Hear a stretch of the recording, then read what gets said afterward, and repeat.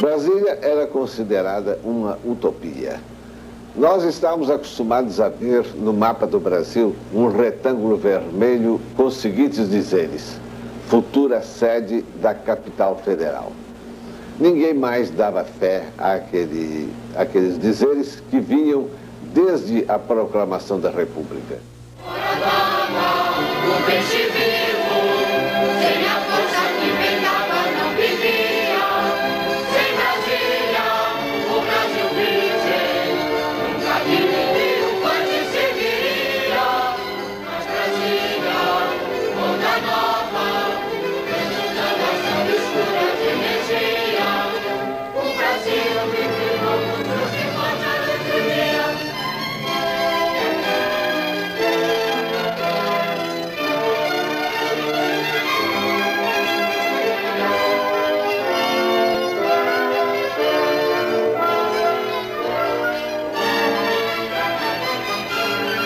Renunciei e já com o meu programa de campanha organizado.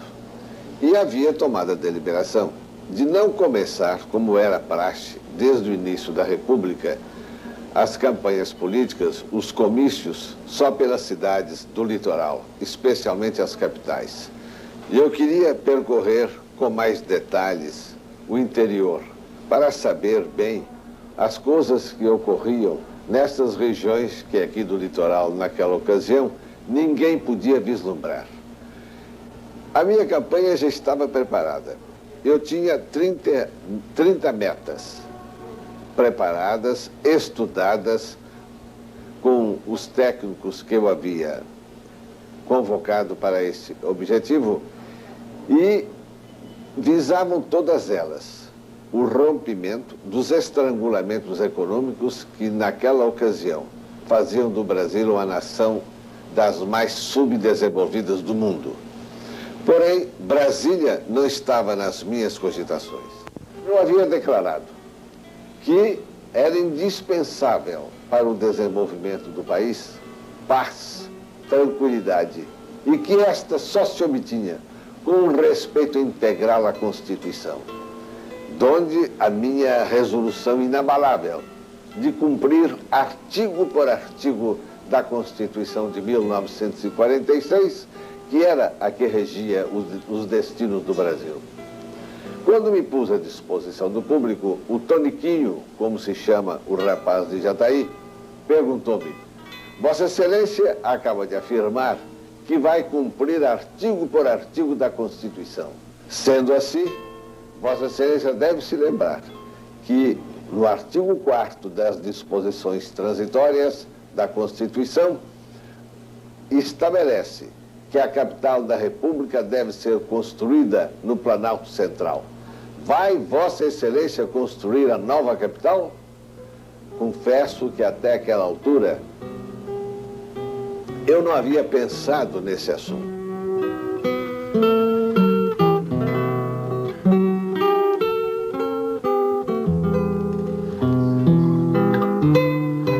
Mas quando o Toniquinho me colocou o problema, eu pensei subitamente.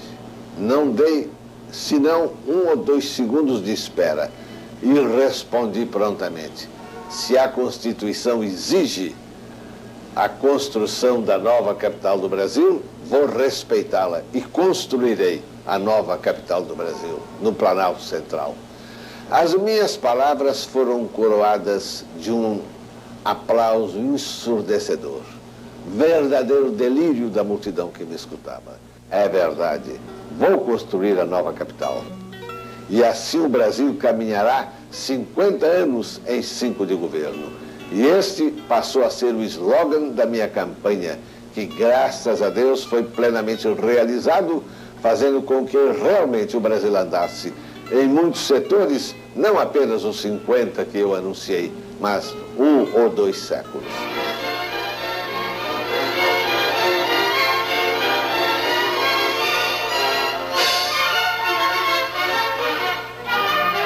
O meu prazo de governo era de 5 anos. Para realizar Brasília, eu não podia perder 1 minuto sequer. E um dos problemas sérios era o de desapropriação dos terrenos destinados à construção da cidade.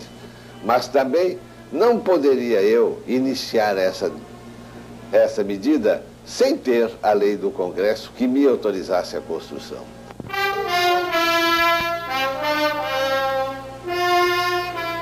Pedi a Santiago Dantas que elaborasse o projeto, recomendando-lhe: peço-lhe, porém, que, uma vez aprovado o projeto, eu não tenha mais que voltar ao Congresso, porque sei bem que a primeira solicitação minha será atendida pelo Congresso. Mas a segunda, quando verificarem que a construção é mesmo para valer, eu já vou encontrar dificuldade de toda espécie e o Congresso começará a fazer obstrução e oposição às medidas que eu solicitar. Santiago Dantas, com a genialidade que lhe era habitual, em 5 ou 6 dias trouxe-me a mensagem, que era perfeita. Dava-me plenos direitos, uma vez aprovada pelo Congresso, de construir a nova capital, sem novamente precisar de voltar ao Congresso, a não ser para só uma medida, que era a da determinação da data de inauguração da capital. No dia 18 de setembro, foi aprovado pelo Congresso a mensagem de construção de Brasília. E para isso eu tive que fazer uma grande mobilização, porque os meus adversários, naturalmente, procuraram travar o projeto. Mas a bancada de Goiás fez um esforço muito grande e ajudou a transitação da lei. No dia 18 de setembro, eu recebi o projeto e, já sabendo que ele ia suscitar muitos problemas, o sancionei apenas na presença da minha família, da minha mulher e das minhas 2 filhas, na sala de jantar do Palácio das Laranjeiras, no Rio de Janeiro. Lembro-me bem, as minhas filhas eram mocinhas ainda, tinham 13 para 14 anos. Eu disse a elas: estou aqui assinando um dos atos que vai modificar a fisionomia política, social, econômica e mesmo geográfica do Brasil. Vamos construir a nova capital do Brasil.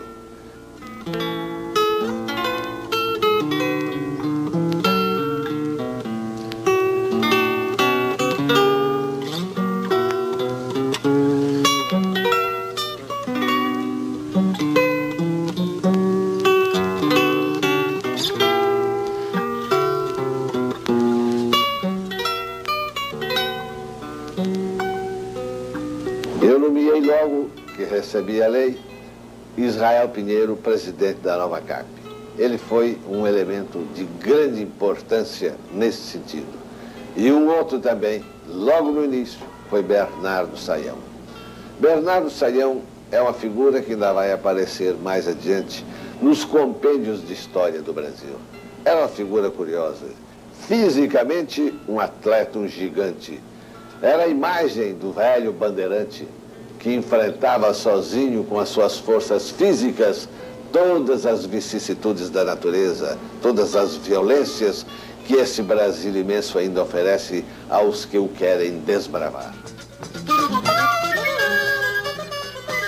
O general Lott, ministro da Guerra, me emprestou 20 barracas do Exército. Eu as instalei lá no Planalto para abrigar os primeiros operários que iam abrir o campo de aviação.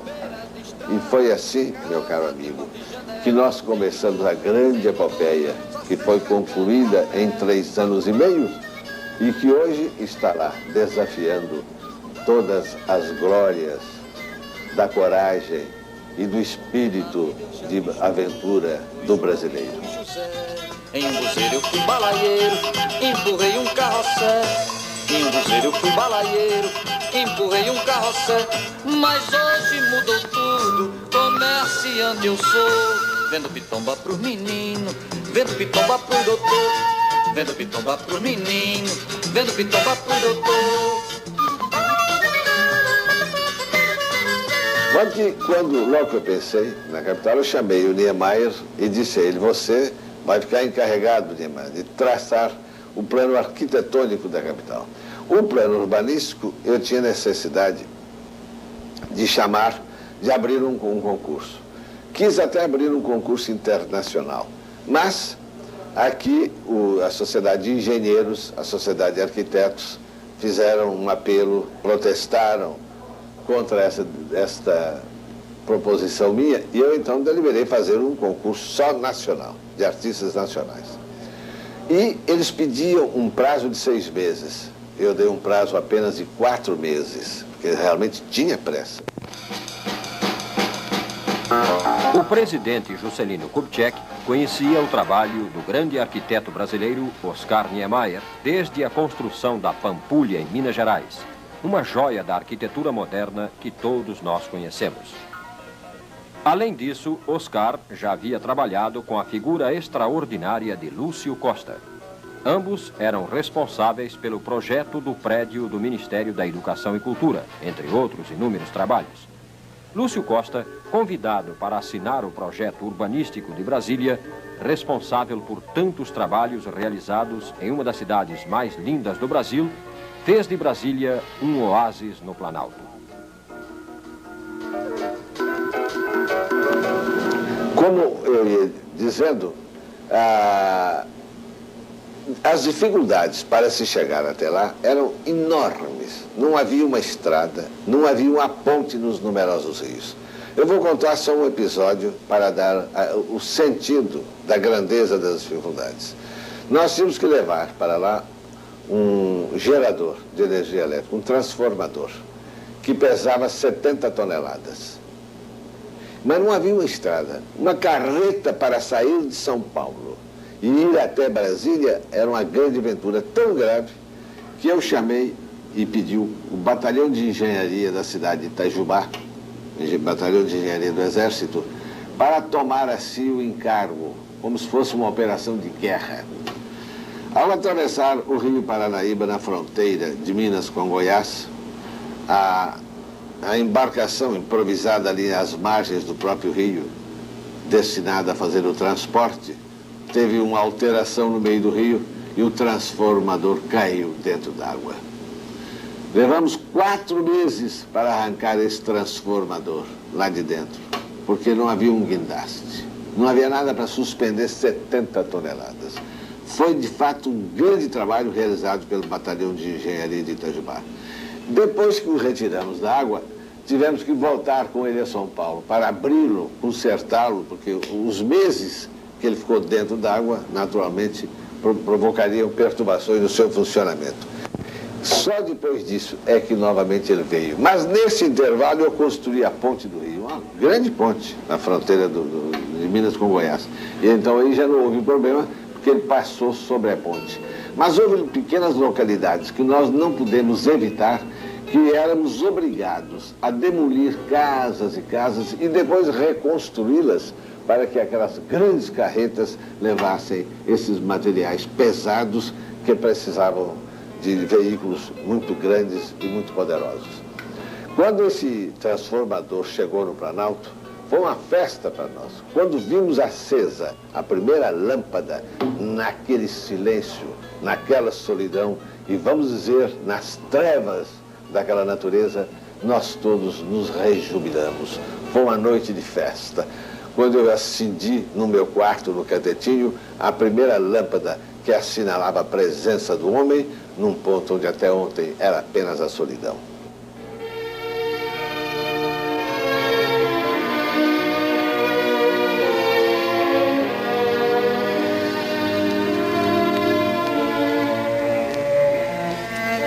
Havia uma curiosidade muito grande do Brasil para ver Brasília. Eu deliberei, então, no dia 3 de maio de 1957, de realizar no Planalto uma missa solene, lembrando aquela que foi celebrada quando Pedro Álvares Cabral chegou ao litoral brasileiro. Porque, sem dúvida nenhuma, Brasília representa a continuação da viagem de Pedro Álvares Cabral. Ele chegou aqui no litoral e a ação da sua presença de Portugal foi o necessário para se conquistar uma grande faixa do Brasil. Mas essa outra faixa que está além de Brasília deve-se à construção de Brasília. Vamos celebrar uma missa. E convidei para celebrante o meu grande amigo, o cardeal Dom Carlos de Vasconcelos Mota, que na ocasião fez um brilhante discurso, no qual ele afirmava o seguinte: a construção de Brasília é o trampolim para a conquista da Amazônia. Palavras absolutamente proféticas, porque foi Brasília que possibilitou a construção da Belém Brasília no meu governo, da Brasília Acre ainda no meu governo, e depois nos governos que me sucederam, a Transamazônica, agora a outra que já estão construindo, a Santarém, Cuiabá, e a outra que virá também, que é a Manaus-Porto Velho. Todas essas estradas que estão rompendo a Amazônia, elas todas foram frutos da construção de Brasília. De modo que Dom Carlos viu com uma lucidez extraordinária a significação de Brasília. Esta foi, portanto, a primeira manifestação que houve no Planalto. Nós tivemos lá nesse dia milhares de pessoas que vieram de todos os pontos do Brasil, não sei como, passando por que estradas.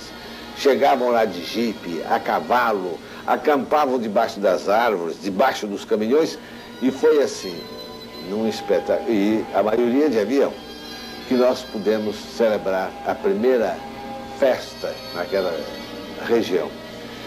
E parece que Deus estava conosco.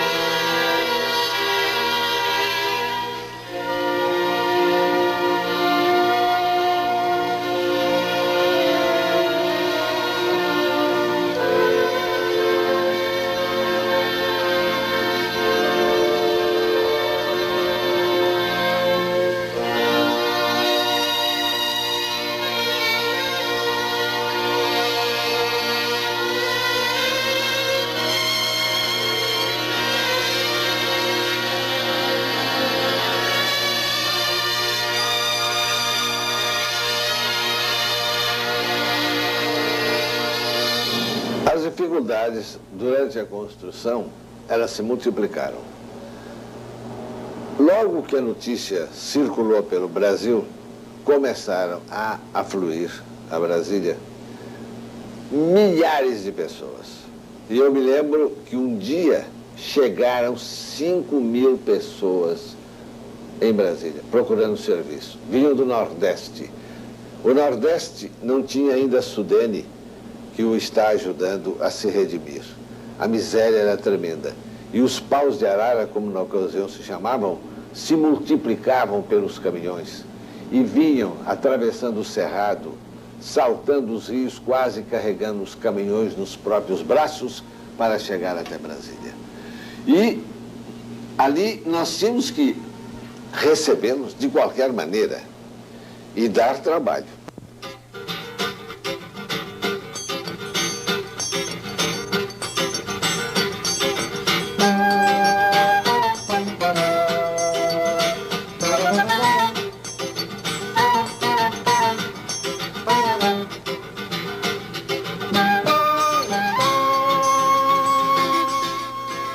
Criamos logo uma seção de imigração, galpões enormes onde nós os colocávamos.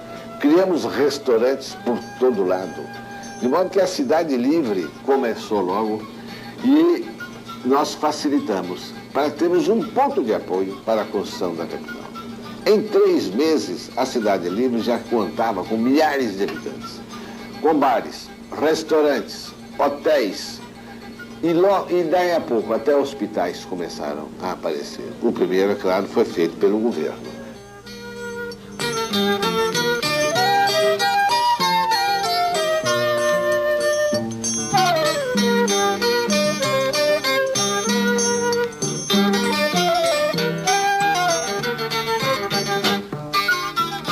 Mas os paus de arara, os nortistas que vinham e que foram um fator decisivo na construção de Brasília, porque sabiam trabalhar com uma inteligência privilegiada, que eles em poucos dias aprendiam as tarefas mais difíceis.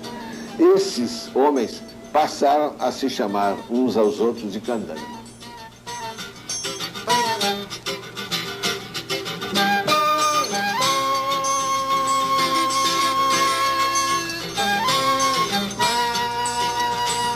E o nome foi pegando. E hoje o habitante de Brasília, como o desta linda cidade do Rio de Janeiro, que se chama Carioca, o habitante de Brasília se chama candango. Candango era uma expressão pejorativa que os índios usavam antigamente para designar o português invasor, que eles não gostavam, que eles detestavam, chamavam de candango. Pois bem, essa palavra surgiu e já com um significado completamente diferente. Porque hoje, em Brasília, você chamar uma pessoa de candango é como condecorá-la. Quer dizer, uma pessoa que viveu a construção de Brasília, que vive lá desde o início da cidade, que é um elemento útil à cidade.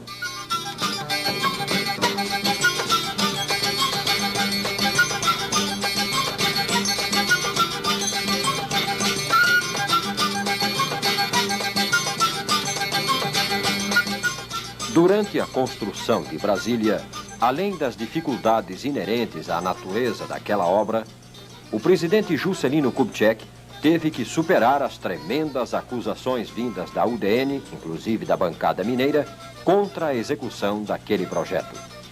Na época dizia-se: vamos dar esse projeto ao Juscelino, porque no fim do governo nós cobraremos, e ele terá que enfrentar enormes dificuldades diante da nação. Insistia-se muito no fato de que todo o material era transportado por avião. Ora, e nós perguntamos, e existiria outra maneira?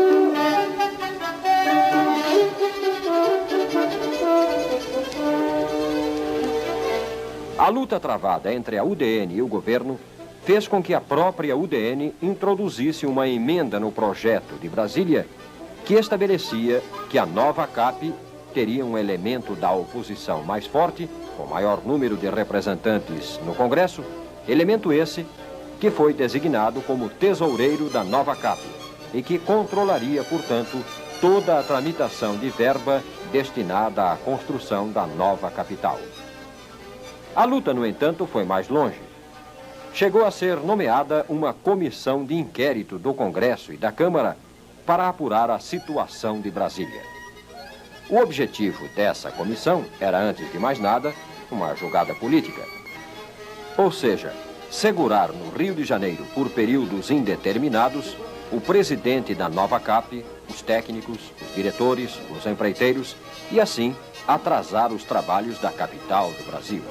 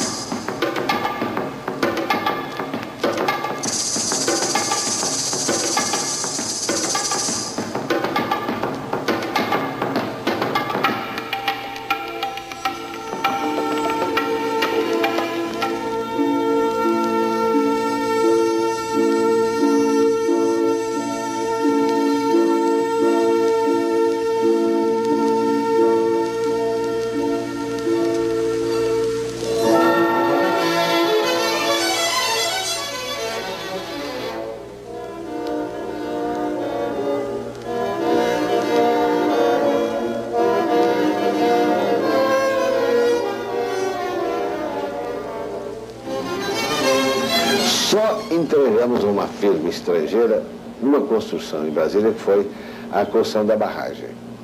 Essa firma americana, que tirou a concorrência, começou a trabalhar.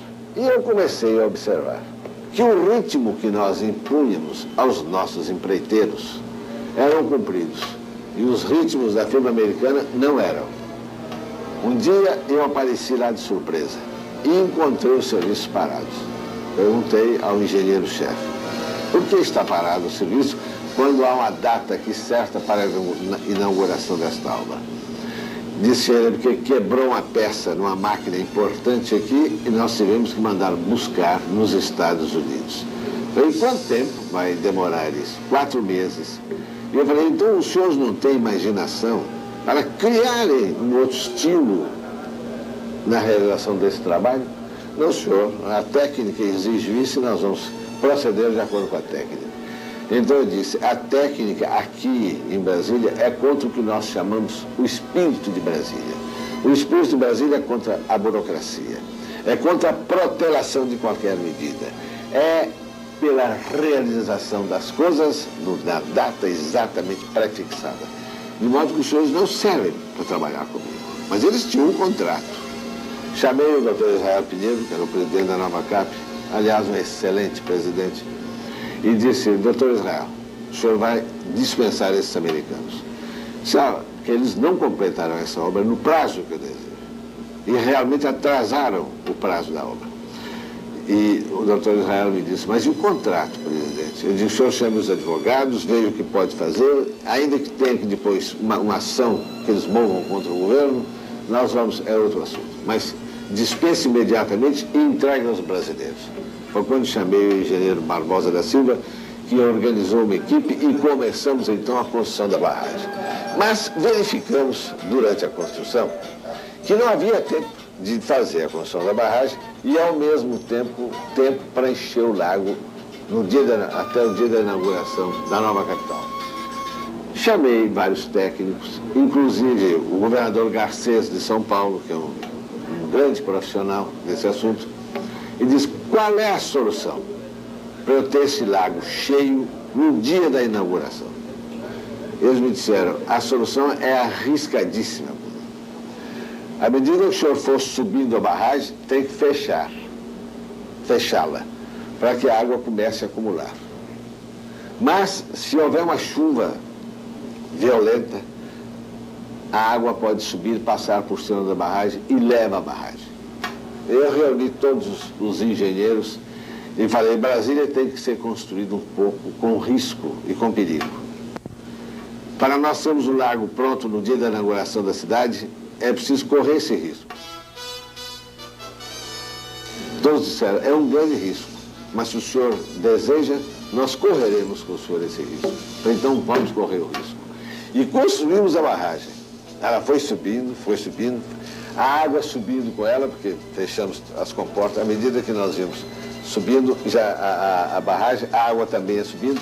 E a verdade é que no dia 21 de abril fizemos esse milagre. A barragem chegou no ponto máximo, com o lago também no ponto máximo. Então, Deus nos ajudou, porque não nos deu uma chuvazinha maior que podia provocar uma calamidade. E lá está o lago que circunda a cidade e que é realmente uma moldura que embeleza muito a nova capital.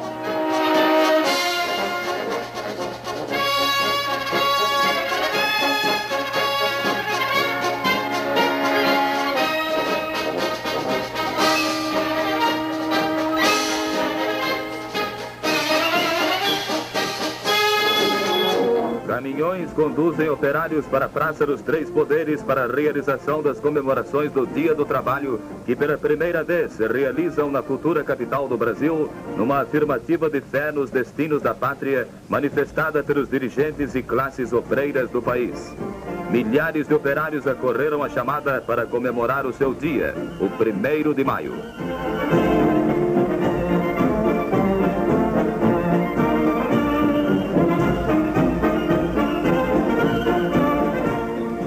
Em jipe aberto, o presidente da República, acompanhado pelos diretores Dr. Israel Pinheiro, presidente da Nova Cap e responsável pela construção da nova capital, e Dr. Moacir Gomes de Souza, passou em revista algumas das centenas de máquinas que estão construindo Brasília.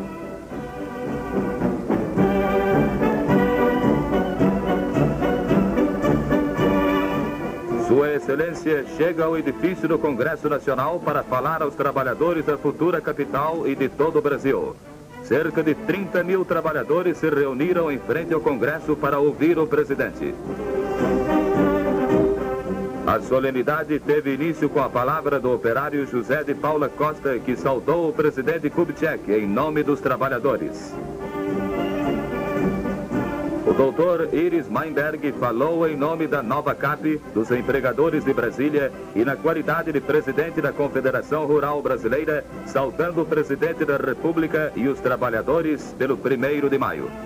Dirigindo-se a todos os trabalhadores e a toda a nação, disse o presidente Juscelino Kubitschek: a presença do presidente da República no Planalto Central do Brasil, no 1º de maio, marca um pensamento novo, um sentido novo na vida nacional. Já estamos sentindo que soou a nossa hora. Não é mais possível limitar a existência desse país à faixa litorânea.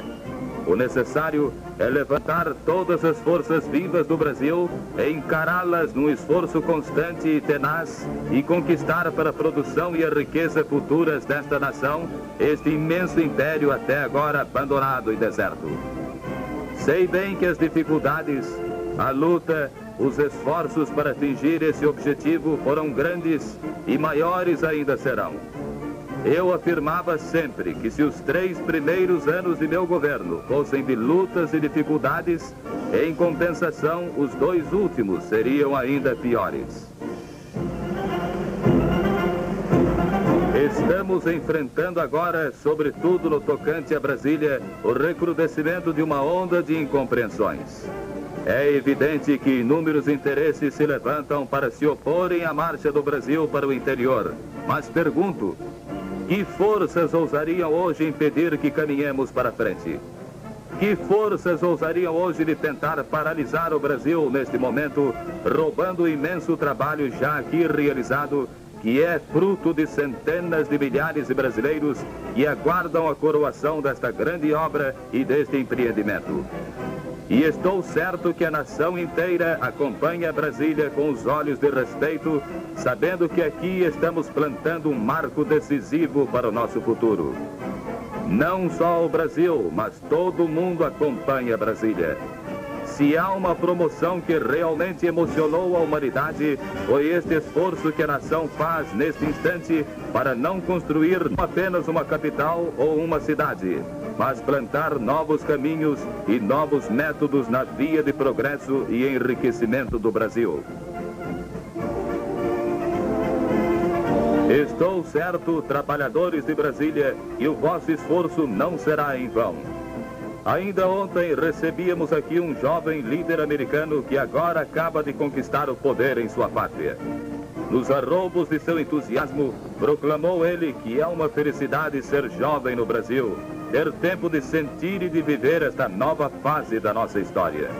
Poder atravessar estas regiões, conquistar as florestas e os rios e transformar os imensos desertos em centros de civilização que tornarão cada vez mais poderosa esta grande pátria. Não temo a arremetida dos que querem hipocritamente anunciar que foi inoportuna a construção de Brasília e que é necessária a protelação de sua instalação. Não temo estas arremetidas, porque Brasília é uma realização que ninguém mais deterá. Há quase 2 séculos que a nação inteira vem olhando para as dificuldades que teríamos com a transferência da capital, nossa luta para a conquista total deste imenso país. Se outras nações deste continente, como os Estados Unidos, puderam há mais de 1 século romper de um oceano a outro, atravessando todo o país, povoando e construindo centros de civilização e se tornando uma nação poderosa, por que não poderá o Brasil realizar a mesma façanha, plantando a sua civilização, conquistando sua liberdade e sua independência?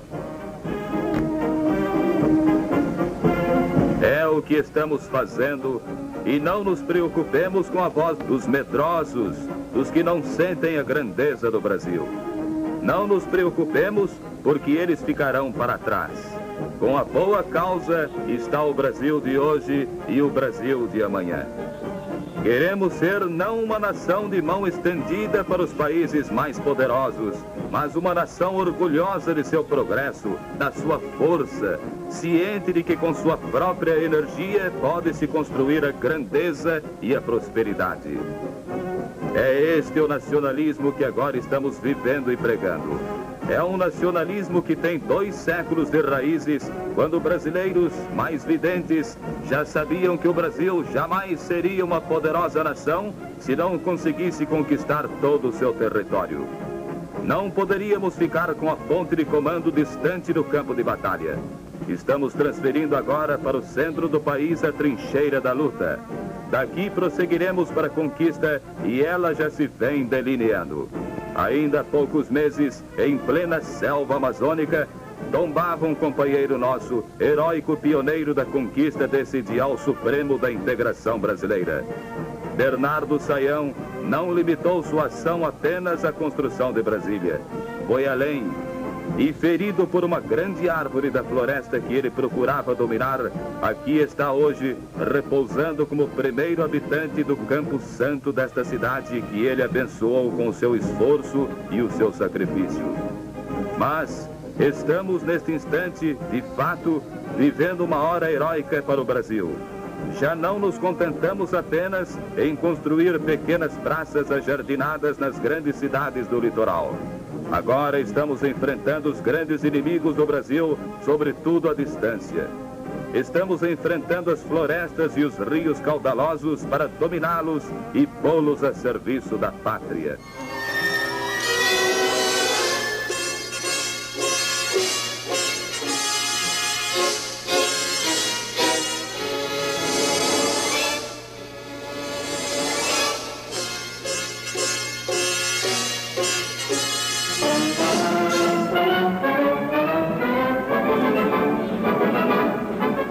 Para as solenidades de inauguração, chega a Brasília o presidente Juscelino Kubitschek.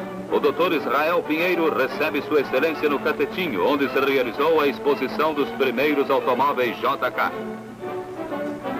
A primeira-dama do país quebra a garrafa de champanhe. A elegância sóbria e requintada dos novos carros desperta a admiração dos presentes.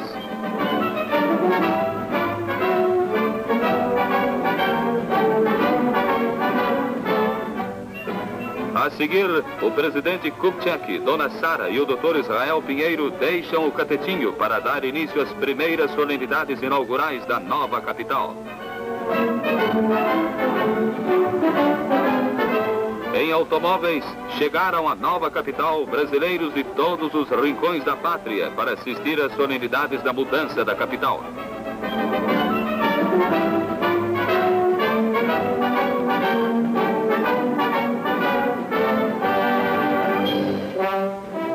O autor e realizador da nova CAP chegam à Praça dos Três Poderes, onde o povo os esperava. Grande era o júbilo da multidão. O Dr. Juscelino Kubitschek dificilmente consegue chegar ao balcão da Praça dos Três Poderes. Estavam presentes governadores, ministros de Estado e altas autoridades da República.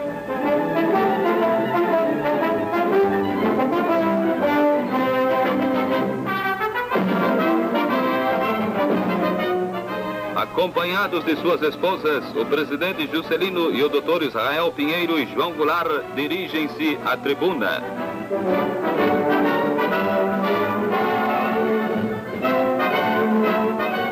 O Dr. Israel Pinheiro fala ao povo que encheu a Praça dos Três Poderes.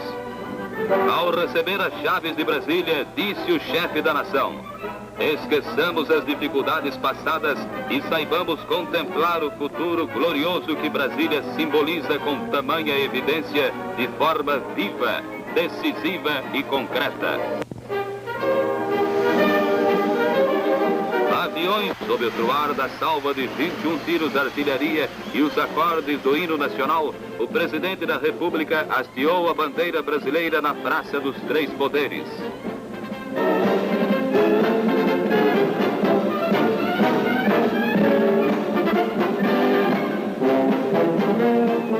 A bandeira que vai tremular nos céus de Brasília simbolizará um país que se tornou maior.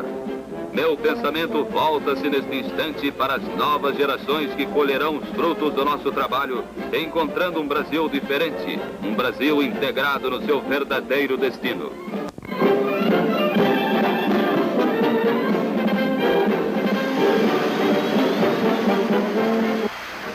A seguir, chega o monumento comemorativo da instalação do governo federal na nova capital do país.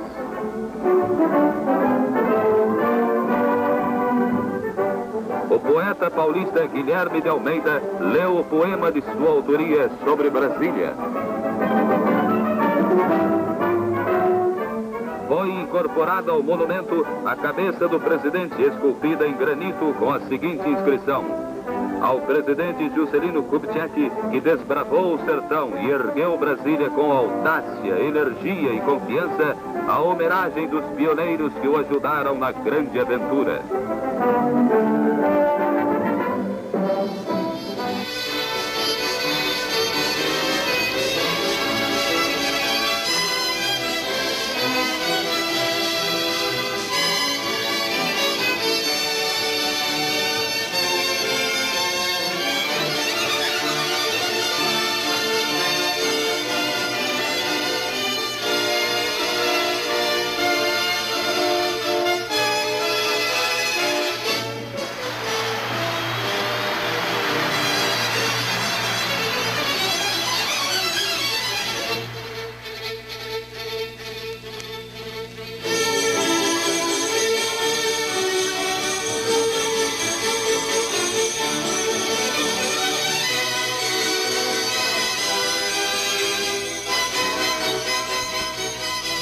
Brasília iniciava sua vida social e política e nos idos de 1961, 62, a cidade, cravada naquele planalto de terra vermelha, enfrentava ainda as dificuldades de seu acabamento urbanístico, sua consolidação econômica e, principalmente, procurava suas raízes políticas, enfrentando batalhas veladas que ameaçavam sua soberania. Naquelas tardes quentes do Planalto, enquanto a cidade se consolidava, a vida política do Brasil se contorcia para encontrar um equilíbrio que permitisse seu florescimento.